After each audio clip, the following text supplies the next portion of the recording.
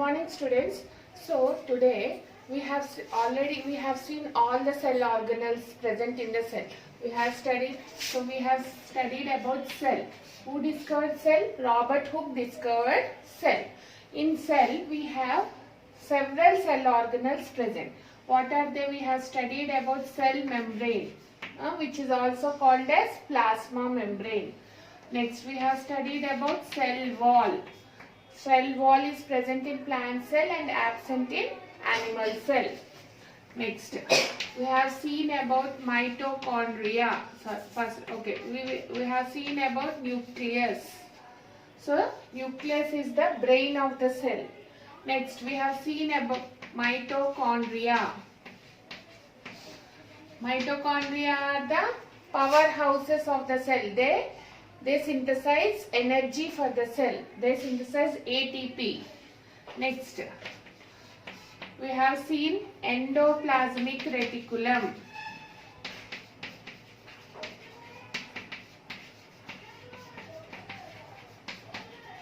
So in endoplasmic reticulum, what is the function of endoplasmic reticulum? Synthesis of proteins and lipids. So in this we have seen two types, rough endoplasmic reticulum and smooth endoplasmic reticulum. Next, so the main function of, what is the main function of endoplasmic reticulum? The main function is transportation of proteins from one place to another place. So if it has ribosomes on it, it will help in protein synthesis. So, but you have to tell the main function of endoplasmic reticulum is to transportation. Next, we have seen Golgi complex.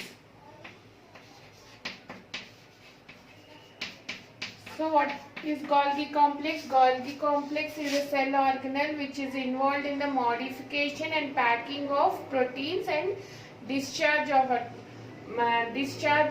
to certain places wherever the protein is needed. Okay, so Golgi complex main function is modification and packing. Okay, next we have seen about lysosomes. Lysosomes are produced from the Golgi complex. They contains hydrolytic enzymes. Means they contains acidic enzymes whose pH is 5. So they are involved in autolysis of cell, destruction of some harmful substances, waste substances, anything. So lysosomes. So these are called as suicidal bags of the cell. Lysosomes are called as suicidal bags of the cell. Next, we have seen about ribosomes. So these are called as protein factories. Whatever the proteins are needed for the cell are synthesized by the ribosomes. Okay, so these are called as protein factories of the cell. Ribosomes are present either free in the cytoplasm or attached to the endoplasmic reticulum. Okay, so the main function of ribosomes is protein synthesis. Next, what else we have saw? We saw about vacuoles. Vacuoles. What are vacuoles? Vacuoles are a cell organelle which helps in storage of some plant products. Either it may be waste or storage of food or some important products needed for the cell. Water, everything is stored in the vacuole. So in plant cell generally one big vacuole is present in the entire cell, and in animal cells we have two to three small vacuoles present anywhere in the cell. Okay. Next we have seen about what is cytoplasm? Yeah, cytoplasm. The fluid present inside the cell is called as cytoplasm. So it contains cytoplasm contains all these cell organelles inside it. Next, cytoplasm is also called as protoplasm because it was considered that cytoplasm is the essence of the life. But after discovery of these cell organelles, it was modified that the essence of life is due to presence of these organelles in the cell, but not due to protoplasm. So the name was changed to again cytoplasm. Okay. Next. So anything else? Yeah. So these are the cell organelles we have studied in the first in the cell. So in the cell we have all these cell organelles: nucleus, endoplasmic reticulum, next Golgi complex,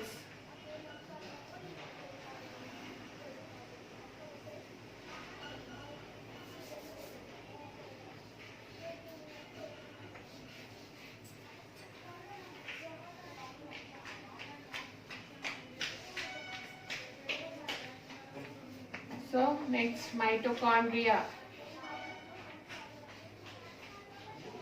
Next we have seen about plastids also. Sorry.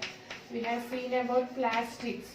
Plastids are the cell organelles which give color to the cell. There are three types of plastids: chromoplastids, chloroplastids and leucoplastids. The green color of the plant is due to chloroplast. So plastids are absent in the animal cells, but it is present in lower organisms like bacteria. Next we have seen about nucleus, mitochondria, endoplasmic reticulum, Golgi complex, lysosomes, ribosomes. Ribosomes are either present here or here. Okay. Next, vacuoles. In plant cell, only one vacuole will be present. That is very big vacuole. Somewhere here nucleus. This is the vacuole in the plant cell. Okay. Next we have seen the cytoplasm. The fluid present inside the cell is called as cytoplasm. So this is our cytoplasm. Next, plastids. Plastids are present mostly in the plant cell. So these are the plastids. So we have seen the structure of chloroplast in the plastids. So these are the cell organelles we have studied which are present inside the cell. Now we'll study about the like shape and size of the cell. Okay, we'll study about shape and size of the cell. So are all cells flat? Are all cells flat? This was the question arised by many scientists. When the scientists were working on the cells, they were observing first through the compound microscope.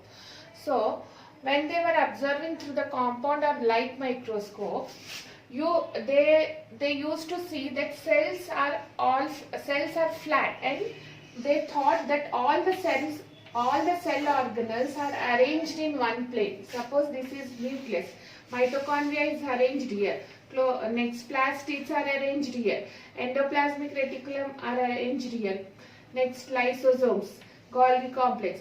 So they thought that all the cell organelles are arranged in one plane. So when they were seeing the cell with the help of compound microscope, so they thought that all the cell organelles present in the cell are arranged in one plane. So they, with the help of compound microscope, they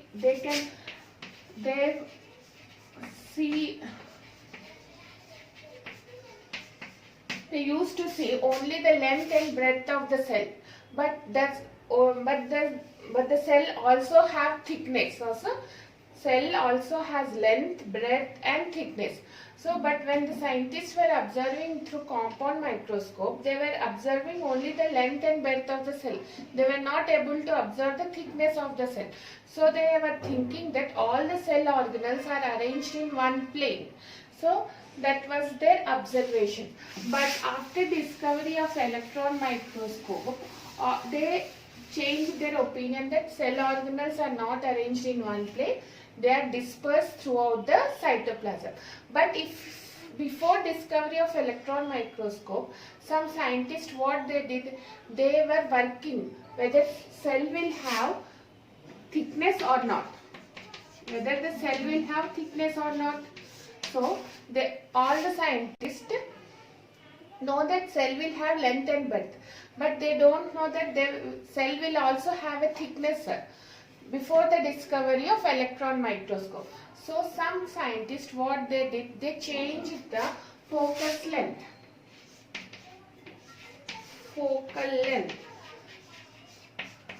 Okay, focal length. They changed the focal length of the microscope and start observing the cell.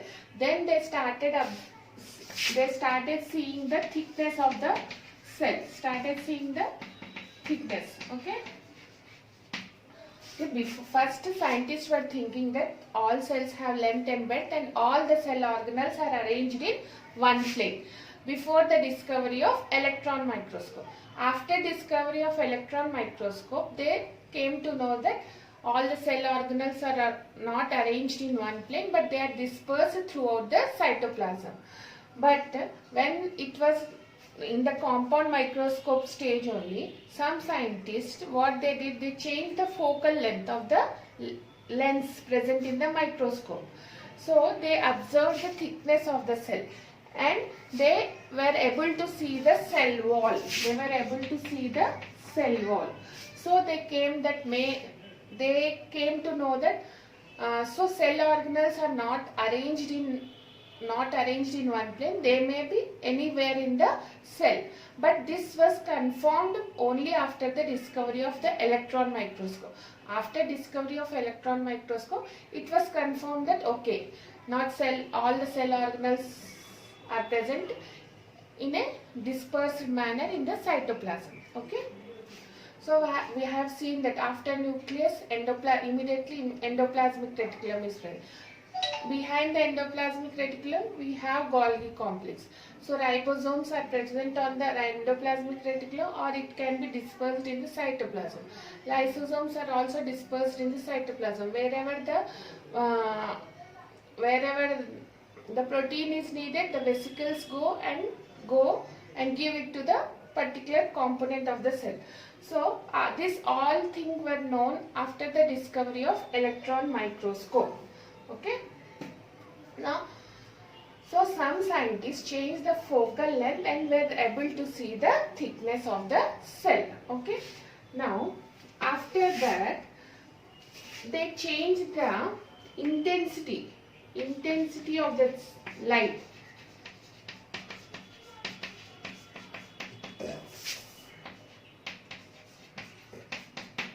So, after changing the focal length, they changed the intensity of the light. Then they were able to see the 3D structure of the cell. Okay, they were able to see the 3D structure of the cell. So means 3D structure is nothing but all the cell organelles can be observed clearly. Okay, when they were working on the cell, first they were seeing with the compound microscope. So they thought that only cell has length and breadth, and all the cell organelles are arranged in one place. So some scientists, what they did, they changed the focal length of, you have studied in your 8th class about the microscope. So they changed the focal length of the microscope. So they changed the focal length of the lens. So they were able to see the thickness of the cell, and they immediately changed the intensity of light. So then they were able to see the 3D structure. So at that time they were able to see some organelles, not every organelle, but some organelles which are dispersed in the cytoplasm. So they said that okay, all the cell organelles are not arranged in one plane, they are dispersed in the cytoplasm.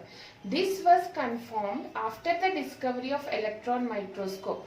So if you see the cell with the electron microscope, you can see very minute particles also present in the cell. How they are, what is the shape of the cell, what is the size, length, breadth, thickness, everything we can study with the help of electron microscope. Okay, so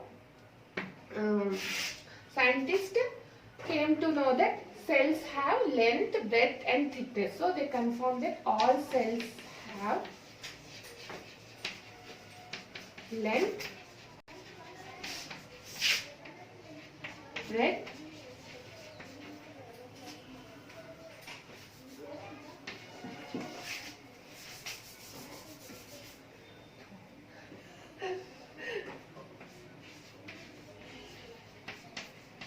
and thickness. Okay, so this was the statement given by the scientist, and they gave that cells also have different shapes like oval, circular, longitudinal, cuboid. So this is the about all cells are flat. Okay, thank you. Amma. Okay. So our next topic is about cell theory. So we have seen the structure of cell and we have seen the structure of different cell organelles present inside the cell. So and we have seen that cells have different shapes and they have length, breadth and thickness. Now we will study about the last topic in this chapter, that is cell theory. So what is cell theory? Cell theory was proposed by two scientists called Seldon and Scamp.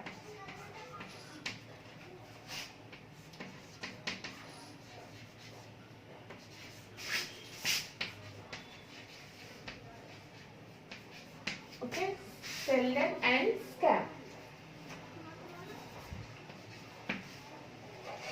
So cell theory was proposed by Seldon and Scamp. Seldon, we have already heard about his name. Seldon discovered what he told the statement, all plants are made up of cells. All plants are made up of cells. And what did the Scamp told? All animal cells are made of cells.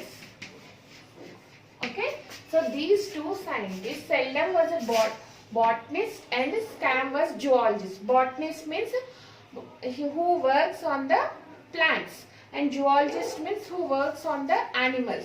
Okay, so these two scientists were working on plants and animals and they discovered that all the living organisms are made up of cell. So though Robert Hooke has discovered the cell and many scientists were working on the cell and they came to know that all living organisms are made up of cell, but these two scientists, Seldon and Scamp, these two scientists proposed a cell theory. They proposed, Seldon and Scamp proposed cell theory. They proposed cell theory. Okay. So, though the cell was discovered by Robert Hooke and many scientists came to know that all the living organisms are made up of cell, and these two also came to know that all living organisms are made up of cells, but no one proposed that theory. So these two scientists came forward and proposed the theory. So that theory is called as cell theory. In this cell theory, they told that all living organisms present are made up of cells.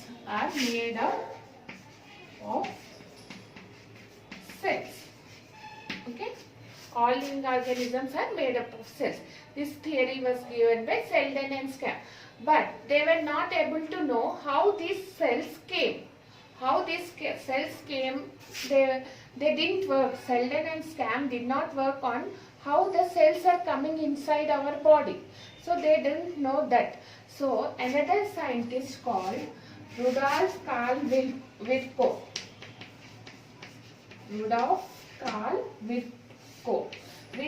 He is the scientist who was working on the cell, and he gave the statement that all the cells comes from pre-existing cells.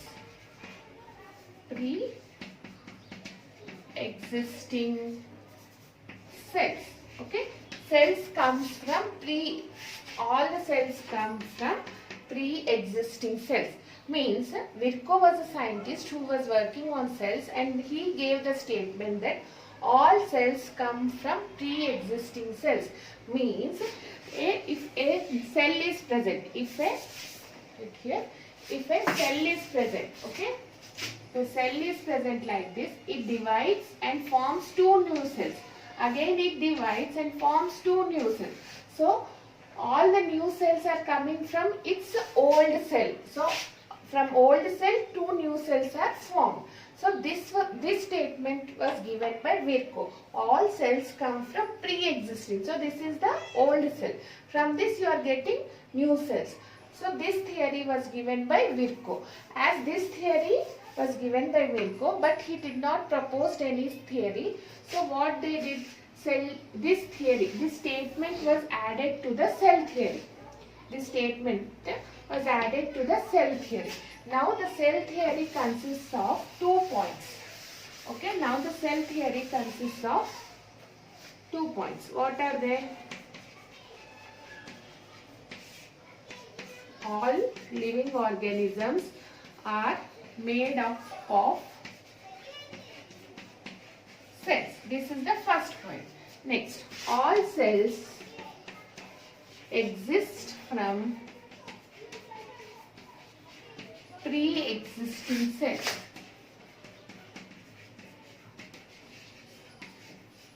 Okay, all cells exist from pre-existing cells. These 2 points are proposed in the cell theory. Cell theory was given by Selden and Scam scientists, and they told that all living organisms are made up of cells. So Selden told all the plants are made up of cells, and Scam told all the animals are made up of cells. So both the statements were combined, and they told all the living organisms are made up of cells. But they don't know how the new cells are formed. So another scientist called Virchow, Rudolf Karl Virchow, he worked on the cells and told that new cells are formed from the pre-existing cells, or new cells are formed from the old cells. So as this Virchow statement was added to the cell theory, and but the cell theory name was given only by the credit of proposing the cell theory was given only to the Selden and Scam, not the Virchow. So, but the Virchow point was added to the cell theory. So, this is about the cell theory. So, cell theory consists of mainly 2 points. You have to write these 2 points. All living organisms are made up of cells, and all cells exist from the pre-existing cells. And this was proposed by 2 scientists called Selden and Scam. Though Rudolf Karl Virchow worked on it, but the cell theory credit was given only to these 2 scientists. Okay, thank you.